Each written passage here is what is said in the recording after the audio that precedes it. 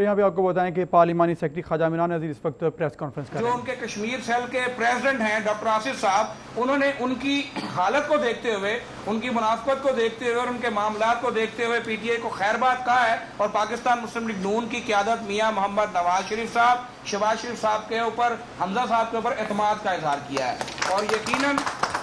یہ اس بات کا ثبوت ہے. اور آپ کو جو حالیہ الیکشن کیمپین ہے جو آزاد کشمیر سے لے کے میں یہاں تک کی بات کروں گا کہ ایک طرف الیکشن کیمپین چلا رہے ہیں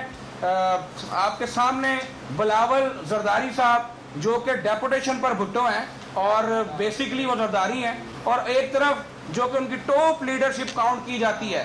باوجود اس کے کہ ہمیں اس پر بڑے تحفظات ہیں کہ وہ بھی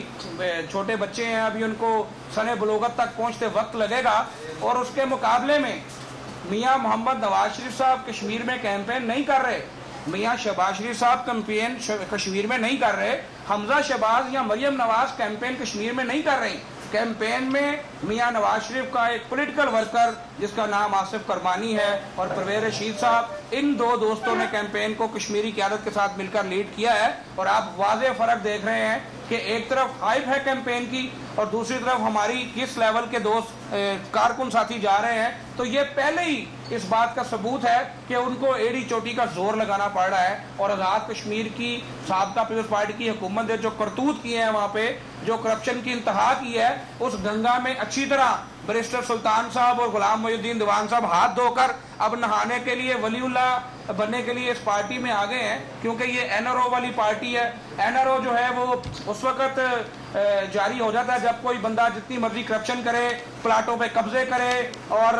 50-50 ارب کے قرضے ہڑپ کر جائے، لیکن جب وہ پاکستان تحریک انصاف کا کلمہ پڑھ لے تو وہ بالکل اس کے سارے پچھلے گناہ جو ہے وہ معاف ہو جاتے ہیں. لیکن ایک بات ریکارڈ پر ہونی چاہیے، جس کا جو کریکٹر ہے وہ کبھی نہیں بدلتا، چاہے ان کو آپ جتنے مرضی پردے ڈال لیں، کوئی گناہ معاف نہیں ہونا. ناجائز اثاثے والوں کا بھی معاف نہیں ہونا، ناجائز اولادوں والا کا بھی معاف نہیں ہونا، اور جو کرتوتیں جنہوں نے گولی ہیں وہ بھی معاف نہیں ہونی. اور انشاءاللہ 21 جولائی کو آزاد کشمیر کا ایک ایک کونا، لاہور سے آگے سندھ کراچی تک جہاں جہاں کشمیری ووٹر ہیں، وہ میاں محمد نواز شریف سے اپنی عقیدت کا شیر پر سٹیمپ لگا کر انشاءاللہ تعالی اظہار کریں گے. اور میں اب درخواست کروں گا ڈاکٹر آصف صاحب سے، اور درخواست کرنے سے پہلے میں آخری بات یہ کہنا چاہتا ہوں کہ ہم نے آپ کا توڑ کر لیا ہے،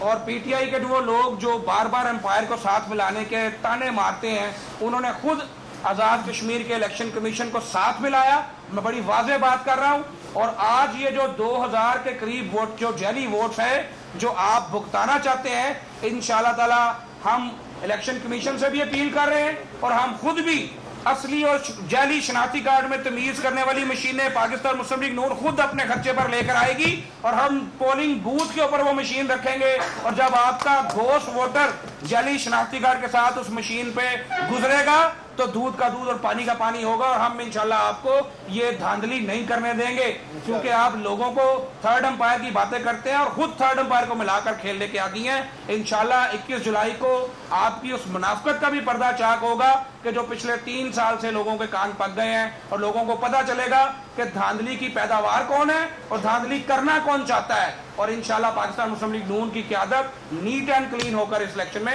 سرخرو ہوگی. اب میں بلا تاخیر درخواست کروں گا ہمارے ساتھ اس سفر میں شامل ہونے والے ڈاکٹر آصف رفیق صاحب جو کہ ہمارا سرمایہ بننے جا رہے ہیں انشاءاللہ، کہ وہ اب آپ سے بات کریں.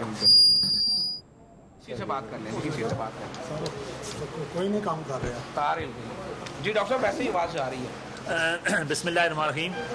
میں سب سے پہلے تو آپ میڈیا حضرات کا شکر ادا کرتا ہوں، شکریہ ادا کرتا ہوں کہ آپ نے بڑا صبر کیا یہاں پہ. اور اس کے ساتھ میں ملک پرویز صاحب اور خواجہ عمران نذیر صاحب کا شکریہ ادا کرتا ہوں کہ انہوں نے بڑی محنت کی ہے، میرے لیے بھی محنت کی ہے، مجھے لانے میں بڑی محنت کی ہے. اور اسپیشلی طور پہ میں آج میاں نواز شریف اور میاں شہباز شریف اور حمزہ شہباز کا ایک سپاہی بننے کے لیے تحریک انصاف کو خیر بات کر کے اس کی پالیسیز کو، اسپیشلی طور پہ خان صاحب کی جو قبضہ پالیسی ہے گورنمنٹ کے اوپر، اس کو ریجیکٹ کرتے ہوئے میں مسلم لیگ نون کا حصہ بننے جا رہا ہوں. اور یہاں پہ میں ریسنٹلی خان صاحب کو بتا دوں کہ جو ترکی کا واقعہ ہوا ہے وہ جیسے آ کے ایک دفعہ پھر دھرنے کے چکر میں اور اس چکر میں کرنا چاہ رہے ہیں، تو میں ان کو جو بتانا چاہ رہا ہوں کہ people of Pakistan, public of Pakistan یہ کبھی آپ کو اجازت نہیں دے گی کہ اس طرح کے کسی ٹوپی ڈرامے کی وجہ سے آپ گورنمنٹ کو ٹاپل کرنے کی کوشش کریں۔ اور ساتھ ساتھ ہی میں جو الیکشن کی بات کی ہے خواجہ عمران نذیر صاحب نے، وہ بڑی فیکٹ پہ بات کی ہے کہ جہاں پہ غلام محی الدین دیوان نے عرصہ جو پچھلا اس کا ٹینیور گزرا ہے اس میں اس نے جعلی ووٹ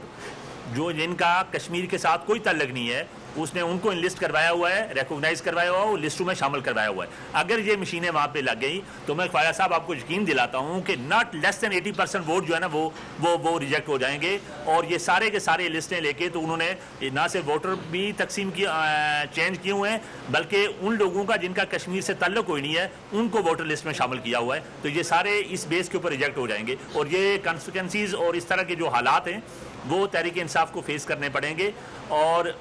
جو دیوان صاحب کے بارے میں آپ نے جو بات کی ہے خواجہ صاحب نے، اس کے علاوہ بھی انہوں نے کچھ جو جہاں کالونی بنی ہوئی ہے ہماری کشمیر کالونی ہے اس کے اوپر بھی لوگوں کو پلاٹ اور اس شکل میں انہوں نے اپنے دور میں بڑی کرپشن کی ہوئی ہے جو آنے والے وقت میں کھلے گی، اور یہ جو کلین پارٹی بنتی ہے اس پبلک کے آگے اور پاکستان کے آگے اس کی جو کلیننیس ہے وہ سامنے آ جائے گی اور وہ تمام میڈیا کے سامنے بھی آئے گی عنقریب، اور آپ دیکھیں گے کہ یہ اعلان کیا کرتے ہیں، کہتے کیا ہیں۔ اور پارلیمانی سیکرٹری خواجہ عمران نذیر پریس کانفرنس کر رہے تھے، وہ کشمیر الیکشن کے حوالے سے گفتگو کر رہے تھے۔